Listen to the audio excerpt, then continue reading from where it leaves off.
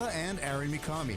Join the live show at the St. Louis Alumni Association Clubhouse, 916 Coolidge Street, with free parking on site and next door at First Hawaiian Bank, with complimentary pupus and refreshments. Sponsored by Kevin's Electric, Kanak Attack 2, Leeward Roofing, and Honolulu Burger Company.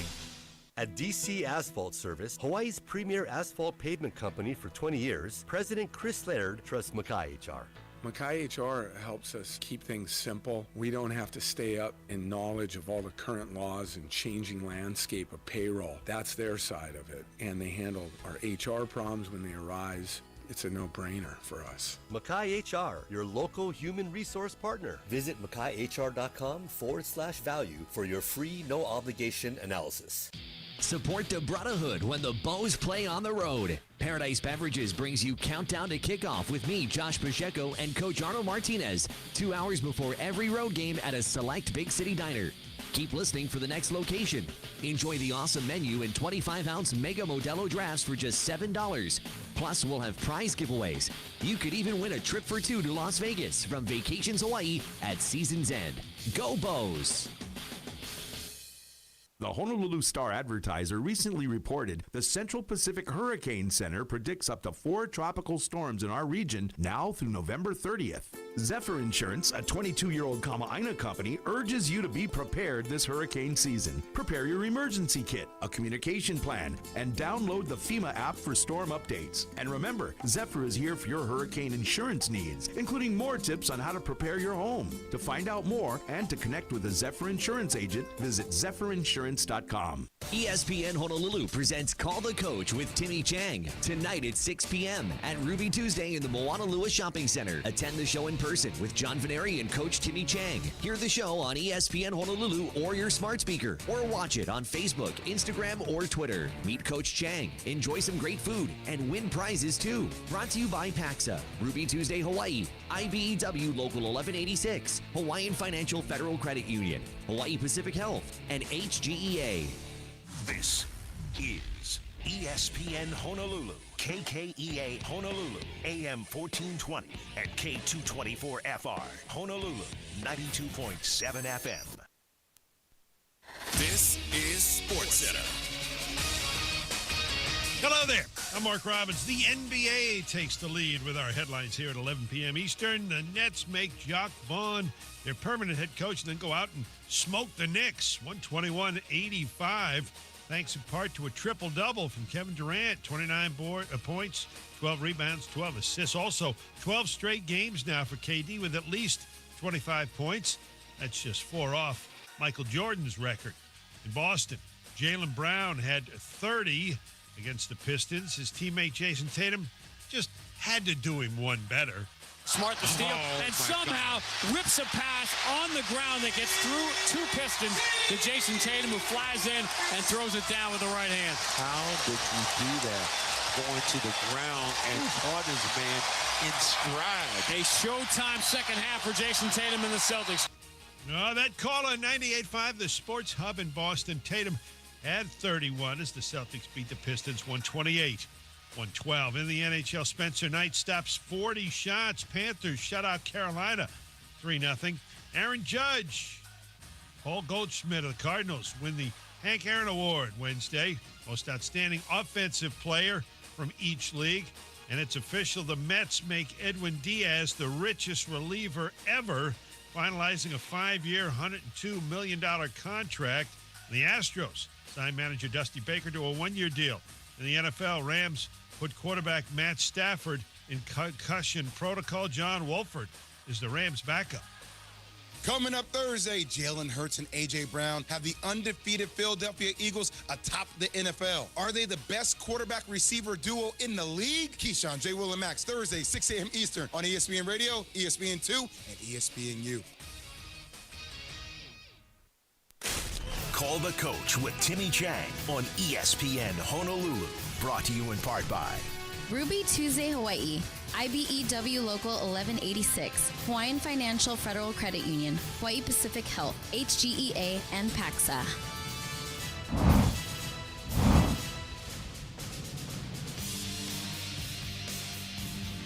Welcome to Ruby Tuesday for another edition of Call the Coach. Let's give a big hand for Coach Timmy bunch of stuff to get into today, Coach.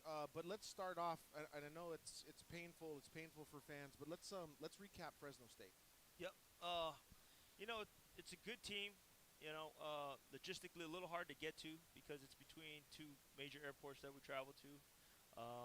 So we went to the San Fran route, stayed there, flew it up Wednesday, had some good practices out there at College of the Canyons. That's when you look at that team on paper, I can see why they were chosen to win the Mountain West. We had good battles with them at Nevada, lost by 2 points, beat them the year before. That quarterback, I have a lot of respect for him. Shook his hand after the game, told him, have a great season, have a great rest of the season. And Coach Tevers, a great coach. But that's a good team, and we got to match ourselves up against a really good team. I think with adversity hitting us early, a missed field goal, they go down. We hold them. We don't break. We let them kick a field goal, go 3-0, and then we run a play that we run all the time for a 4-vert play. Not on the same page. The thing, we throw the ball to a guy that transferred out of here, and he goes for a pick six. And then quickly you're down 10-0, and you got to go take the ball again. And so, I think we had a good game plan. We consistently moved the ball down the field. We got on their side in times that we pretty good, and then we die out somewhere, and something within getting on the same page or whatever the case may be. We don't do what we need to do. That's a really good offense. Probably when they're healthy, they're probably the best offense in the conference. They can do a good job of running the ball. They got really dynamic receivers and a really good quarterback. Hats off to them. That was a good team that we played. So, real quick, I'm going to jump around a little bit. Now that you've gone kind of through it, do you think you've made the right decisions on travel? I'm just curious because you're going to go to Vanderbilt next year, but Fresno State being only on the West Coast but being one of the longest trips, do you think that you've learned some things about traveling? And that's being said with one more trip still to go. Yeah, I thought what I did think is I thought we were fresh getting there Saturday. I think they get a lot of sleep on the road because we travel so early up there. Traveling on a Wednesday, playing a Saturday 7:30 p.m. kickoff time, Pacific time. They get a lot of rest. Our travel back was pretty unique, and that I elected to sleep on Saturday night in beds, because sometimes we take those 8 o'clock flights and it's a 12 o'clock ending to the game, and really if you guys know how travel is, it's pretty tough for them boys and especially the bigger boys to sit in those seats. And I don't know if it's worse for the little guys sitting next to the bigger guys. Yeah, that's true too. We actually kind of plan it that way sometimes, right? I used to rest my head on their shoulder. Yeah, that's a pillow too, right? Yeah. But I wanted to sleep at least 8 hours. Give them 8 hours of sleep in a bed. Wake up, eat breakfast. And then we drove down to L.A., stopped at a truck stop, let them walk, get their legs out. And we're as coaches, we plan ahead, so we're already planning, watching, put the game to bed that night, watch the Utah State film, come up with a game plan, and have our ideas ready for Monday morning as we come in, and then we let them rest so we landed at 9 o'clock Hawaii time. Put them to bed. They got the biggest thing is that with a long travel day like that, the sleep was the most important, and so they're fresh. I felt fresh, and I think our coaches felt fresh. The players, they put their bodies through a lot, and it's week 10 or 11 or so for us. But they seem fresh, and that's the biggest thing is getting their mental right and making sure these boys are ready to up and play on Saturday. But those are some of the logistics and things that we have to go through being away. Play a game away, play a game at home. Play a game away, play a game at home. And so you got to balance those things out. And I think they're fresh. I look at them. I look at how their bodies are peaking on Thursday, resting on Thursday, peaking on Friday, and then getting ready to play Saturday. Just the best way to give those guys a chance to go out there and perform. We'll talk a little bit about Utah State in the second half of the show. 808-296-1420 is the number to call. And, of course, you can also text in, so it's kind of like contact the coach. Okay, you were able to post a couple of scores late in the game. Granted, it was against some of their reserves, but it looked more and more like you were able to do the things that you've been talking about doing. Can you talk about the last two scores? And then my next question is about run and shoot concepts. But let's go with the last two scores. It seemed as though that's kind of what you want to get to. Yeah, I think Braden's feeling really comfortable in our 2x2, 3x1. As we all know, run and shoot, sets. He's getting more comfortable. I think his legs are starting to show a little bit more as they're trying to drop out and drop underneath and cover those receivers. His legs are starting to show a little bit more, so that we're getting a little bit more success with him running the ball there. I think we've had the last, even going back to the Wyoming game, we haven't talked in 2 weeks. Even that last drive, these last two drives, it's definitely you're seeing the run and shoot concepts. You're seeing those guys adjust to routes, and you're seeing them have some success. And is your next question? Why don't we go to it earlier?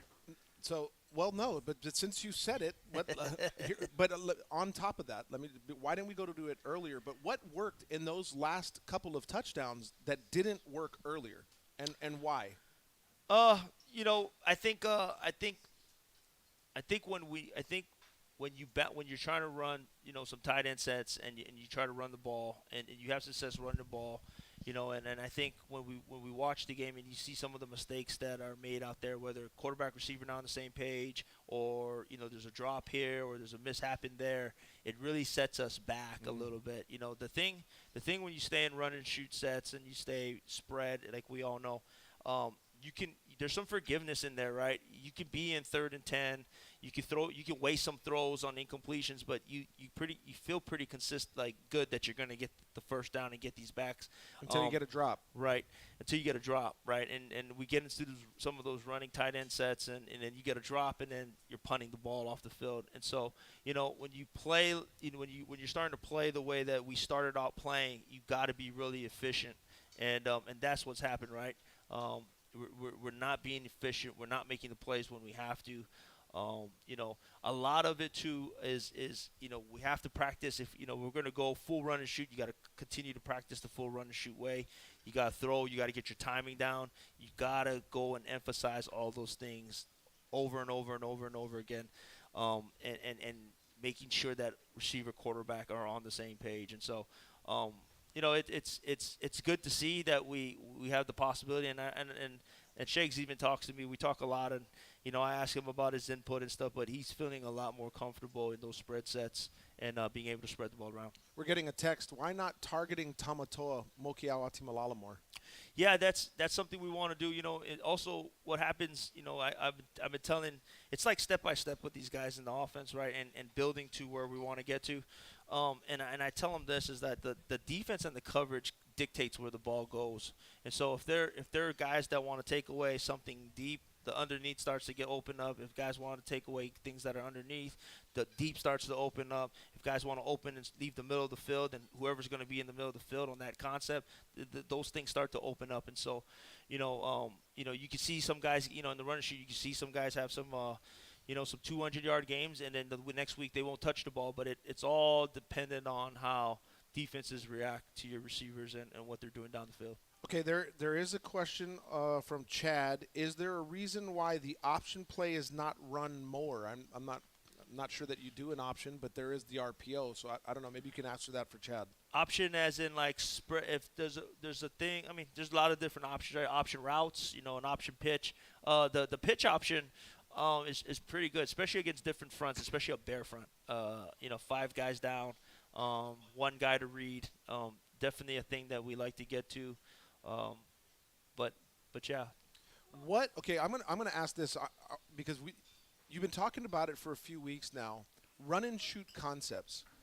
When you throw the word concepts on the back of that, what does that mean? What are you doing? And because we notice that it isn't entirely run and shoot. So can you explain to me and to the listeners what the run and shoot concepts mean? What are you doing? Yeah, we all have, in football, there's a whole totally different ways of doing things, right? And when you talk about concepts, 4 vertical concepts, 4 guys running off. In a simple 4 vertical guys running off in the run and shoot, guys are reading guys, and so if guys are high, usually guys are sitting. If guys are blitzing, usually guys are breaking off routes. If guys are playing man, you're breaking up, you're running ins or you're running outs, and you're doing certain things to counter defenses, right? The run and shoot to me is being able to get quarterback receiver on the same page and able to adjust to like concepts like a smash concept, a corner, in routes, but also being able to adjust based on leverage and based on coverage, how to get and manipulate those open areas. And so, there's a whole bunch of ways to do it, whether it's three by one set, it's a 2x2 set. We try to do it with a 2x2 and attached set, but the spacing's a little bit different, and so it adds some nuances, I guess, to say, and so you just got to get used to seeing it, doing it over and over again. The biggest thing, if you haven't run this off, if you haven't run and shoot concepts in the back, receiver, quarterback, tight end, or running back, and I just came from that room just now to be here on the show, and we've been together since New Mexico. It takes some time to get those guys to be, and I call them masters of coverage. They gotta understand. When you play this type of a style of run and shoot, they gotta understand what defenses are trying to do to them, and every week it's been interesting. Every week they get something totally off the wall. Dating back, we talked about being in the room since New Mexico. They've got a defense that. A 2-deep defense turns into a cover 3 defense. They're blitzing. They're coming from different angles at New Mexico State. Then you go to Arizona. Then you go to San Diego State. Mm-hmm. They play a 3 high safety defense. And they have their little intricacies on how they add the Aztec and how they drop the Aztec out and get to cover 2, get cover 4. Then you play a Wyoming. Then you play all the Nevada. And then you start to get to these cover 4, cover 1s. And so every week, we didn't really have an off season to talk about and do these things. These guys are learning it on the fly. And so when they see these things and we talk about the scouting report, we talk about what these teams are going to do to them, it's really, they're like thrown into the fire and they're trying to figure out, okay, coach is talking about, how to read a triangle, how to read a safety, what does a corner look like, well, how is he squatting, what is his demeanor, all these different things that start to pop up, they're starting to figure it out. It's just not, we're in week, 10, 11, and they're starting to get it, but it's not fully all there, and that's where we're at right now. Is the goal to remove the word concepts? Is the goal for the rest of this year and next year to just say run and shoot? Oh, I don't know. I just want to win games, and so however that is, that's what we're going to do. But for sure, I'll tell you this. The first offense I learned was the run and shoot at St. Louis when I was in 7th grade and played quarterback there all the way to 12th grade. The next offense I went into, I was the quarterback at the University of Hawaii under June Jones, and for 5 years it was the run and shoot. And then I went off and learned, all these different offenses, right? And I find myself back in University of Hawaii, and, I find myself coaching what I coach. I will say, before we take our first time out, I will say that the best example of a team that runs the run and shoot, that does it where they're not thinking about it, is you as quarterback, is Colt Brennan at quarterback, and was Nick Rolovich at quarterback. No doubt. No doubt. Those were the best examples of a team that didn't have to think about it. It just happened. Yeah. And what was really good is that, I've been a part of those practices. I've been a part, and I was hurt when Nick did it at to me the best 4-game stretch I've ever seen. Toward the end, ending in BYU, it was the best 4-game stretch I've ever seen. And the way he practiced, the way the team practiced, the way the offense practiced, it just clicked. Yeah. The ball just hit on every side. And so, as a coach, in my mind, that's the standard. Like, that's the standard. That's how you know you're there. That's how you know what you want to get to. And it's as I said, it takes time to get it to where it needs to get to. But I'm excited. I am really excited about the guys in the room and how they're putting it together. It's just, you know, they're in the fire right now. They're going through the gauntlet, and you know, it's hard, but in my heart it's good for them. And so that's kind of where we're at right now. First quarter's done. 808-296-1420 is the number to call or text. We'll be right back with more Call the Coach with Timmy Chang. When we talk about reimagining healthcare at Hawaii Pacific Health, we're really talking about you. Because making it easier for you to be healthier is what it's all about.